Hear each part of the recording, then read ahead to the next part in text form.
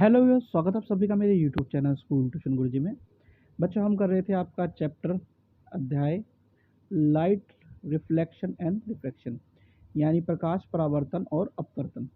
और आज हम इससे पढ़ने वाले हैं बच्चों स्फेरिकल मिरर या फिर गोलीय दर्पण के बारे में। तो चलिए बच्चों, बिना टाइम वेस्ट किए शुरू करते हैं अपने टॉपिक को।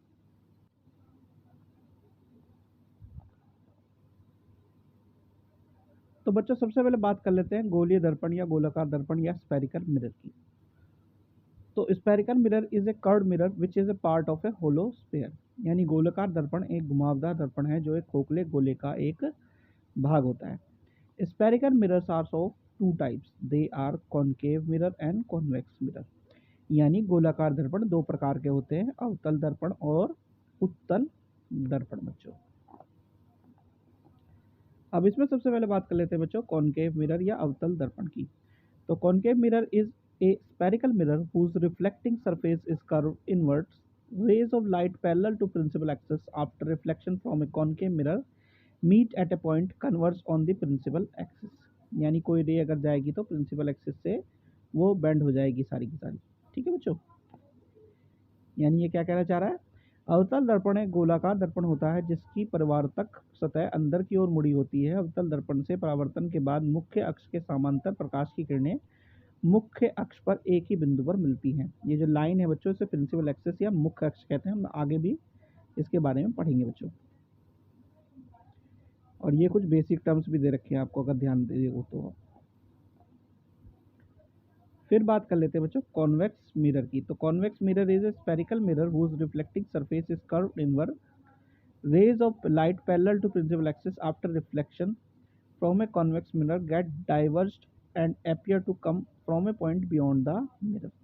यानी उत्तल दर्पण एक गोलाकार दर्पण होता है जिसकी परावर्तक सतह अंदर की ओर मुड़ी होती है। उत्तल दर्पण से परावर्तन के बाद मुख्य अक्ष के समांतर प्रकाश की किरणें प्रसारित हो जाती है और दर्पण के पीछे एक बिंदु पर आती हुई प्रतीत होती हैं बच्चों।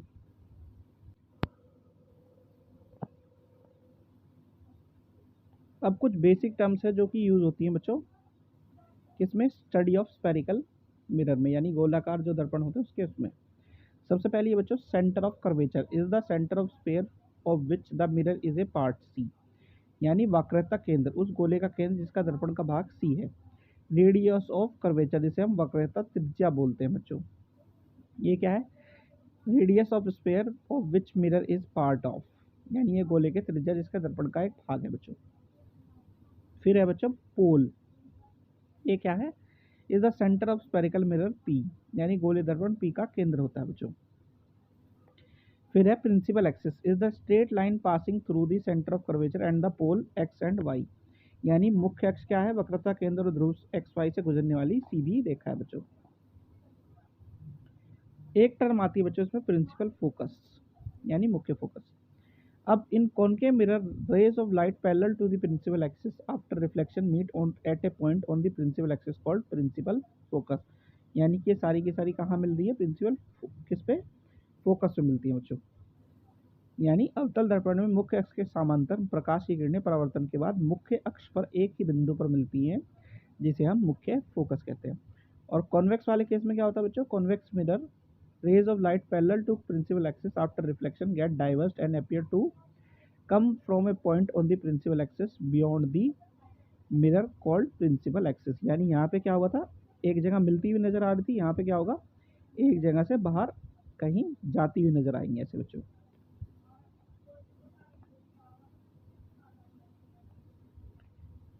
फिर क्या चीज आती है बच्चों, focal length. Focal length is the distance between the pole and the principal focus F in a spherical mirror, the radius of curvature is twice the focal length, यानी फोकल लंबाई क्या है, ध्रुव और मुख्य फोकस एफ के बीच की दूरी है। गोलाकार दर्पण में वक्रता त्रिज्या फोकल लंबाई की क्या होती है, दुगुनी होती है बच्चों। और ये फॉर्मूला है इसका, और यही कई जगह में यूज करना है, और नीचे आपको टर्म्स भी दिख रहे होंगे साथ के साथ बच्चों। चलिए आगे बढ़ते हैं बच्चों। फिर बात आती है बच्चों सबसे जो मेन चीज की आती है वो आती है रिफ्लेक्शन बाय स्फेरिकल मिरर, यानी गोलाकार दर्पण द्वारा परावर्तन। तो कुछ बेसिक चीजें आपको जाननी है इन दोनों चीजों में, वो जरा पहले पढ़ लेते हैं। पहली चीज क्या है, in a concave mirror a rays of light parallel to principal axis after reflection passes through the focus, यानी अवतल दर्पण में मुख्य अक्ष के समांतर प्रकाश की किरणें परावर्तन के बाद मुख्य फोकस से होकर गुजरती हैं, जैसे कि यहाँ दर्शाया गया बच्चों। फिर इन convex mirror a ray of light parallel to the principal axis after reflection appears to be diverse from the focus, यानी उत्तल दर्पण में मुख्य अक्ष के समांतर प्रकाश की किरण परावर्तन के बाद फोकस से हटती हुई प्रतीत होती है, जैसा कि यहाँ दिखाया गया बच्चों। आगे क्या कहता है बच्चों, इन concave mirror a ray of light passing through the focus after reflection get parallel to the principal, in a convex mirror a ray of light directed towards the focus after reflection get parallel to the principal axis. ठीक है बच्चों, ये दोनों दर्शाई गई, यानी अवतल दर्पण में परावर्तन के बाद फोकस से गुजरने वाली प्रकाश की किरणें मुख्य अक्ष के समांतर जाती हैं। उत्तल दर्पण में फोकस को निर्देशित प्रकाश की किरण परावर्तन के बाद मुख्य अक्ष के समांतर जाती हैं। फिर क्या कहता है बच्चों ये, अब आगे बढ़ते हैं बच्चों। तो इन a convex mirror a ray of light directed towards the centre of curvature after reflection is reflected back along the same direction, यानी जैसे कि यहाँ दिखाया गया है, उत्तल दर्पण में वक्रता केंद्र की ओर निर्देशित प्रकाश की किरण परावर्तन के बाद वापस उसी दिशा में परावर्तित हो जाती है। और in a concave mirror a rays of light passing through the centre of curvature after reflection is reflected back along the same direction, यानी अवतल दर्पण में वक्रता केंद्र से गुजरने वाली प्रकाश की किरण परावर्तन के बाद वापस उसी दिशा में परावर्तित हो जाती है बच्चों। आगे बढ़ते बच्चों। फिर क्या कहते हैं बच्चों, in a concave mirror, concave और convex mirror a ray of light directed obliquely at the pole is reflected obliquely making equal angles at the with the principal axis, जैसे कि यहाँ दर्शाया हुआ है। क्या, अवतल या उत्तल दर्पण में ध्रुव पर तिरछी दिशा में निर्देशित प्रकाश की किरण मुख्य अक्ष के साथ समान कोण बनाते हुए परावर्तित होती है बच्चों।